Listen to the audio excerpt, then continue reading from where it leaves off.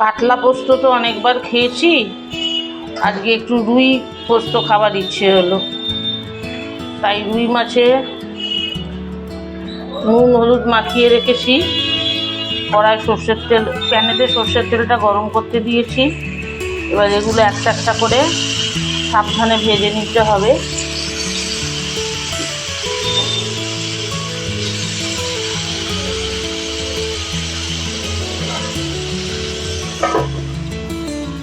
মাছটা ভাজা হচ্ছে, অন্যদিকে একটু জোগাড় করে নিয়েছি।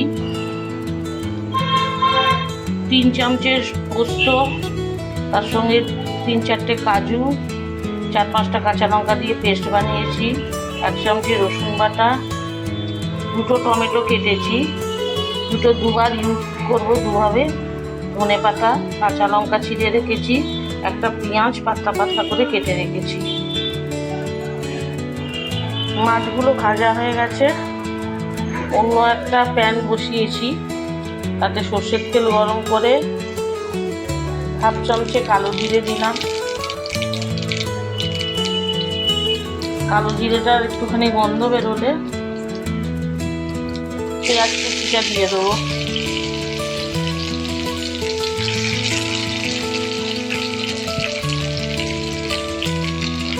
আর সঙ্গে 2টো কাঁচা লঙ্কা চিড়ে একটু ভালোভাবে ভাজবো লাল লাল করে।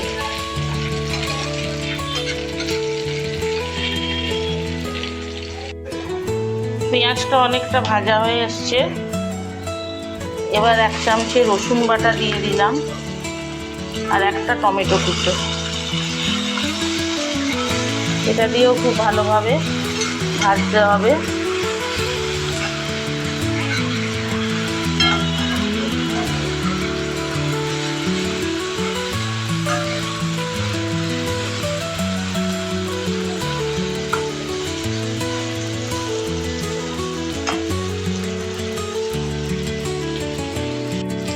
পরিমাণ মতো নুন দিয়েছি, 1/2 চামচের কাশ্মীরি লঙ্কার গুঁড়ো দিয়েছি, এটা অপশনাল।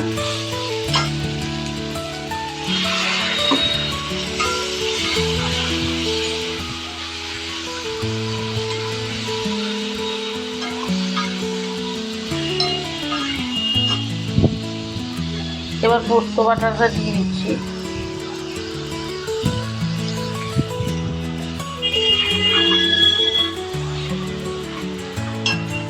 দিয়ে একটুখানি 2 মিনিট নেড়ে ছেড়ে নেব। তেল ছেড়ে দিয়েছে। এবার এতে পোস্তর বাটিটা দিয়ে জল ঢেলে দিলাম।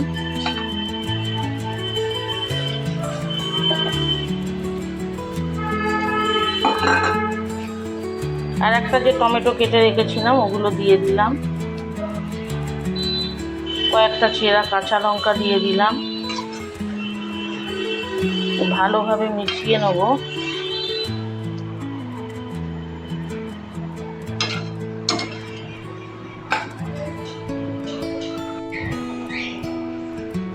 অল্প ফুটে উঠেছে। ভাজা মাছগুলো খুব সাবধানে একটা একটা করে দিয়ে দেবো।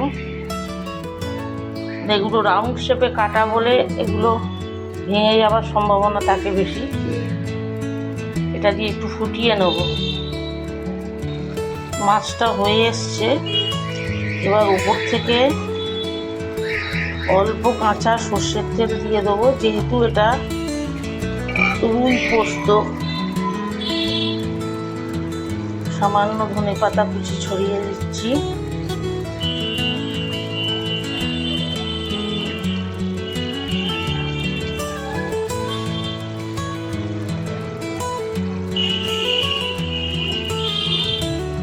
একটু ঢাকা দিয়ে দেবো 2 মিনিট, তারপর নামিয়ে নেবো।